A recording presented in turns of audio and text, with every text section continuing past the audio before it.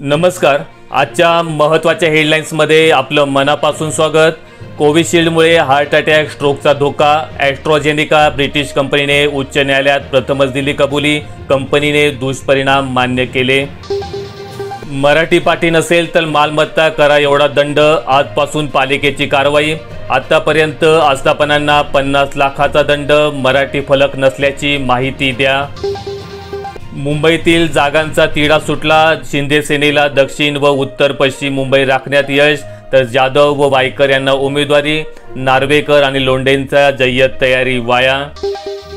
ऐन निवडणुकीच्या तोंडावरच केजरीवाल यांना अटक का? सर्वोच्च न्यायालयाची ईडीला विचारणा. म्हणाले शुक्रवारी तयारी करून या.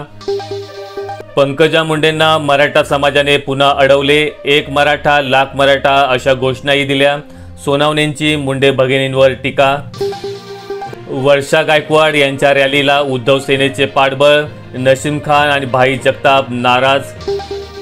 काँग्रेस 272 जागाही लढवत नाहीत. त्यांना जिंकायचेच नाहीत तर मत का देता? पंतप्रधान नरेंद्र मोदी यांचा सवाल. पाणी देण्याचे वचन मोडले, त्या नेत्याला धडा शिकवा. पंतप्रधान मोदी यांचं वक्तव्य.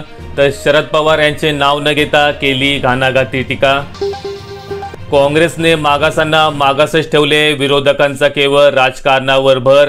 पंतप्रधानांचा इंडिया आघाडीवर हल्लाबोल.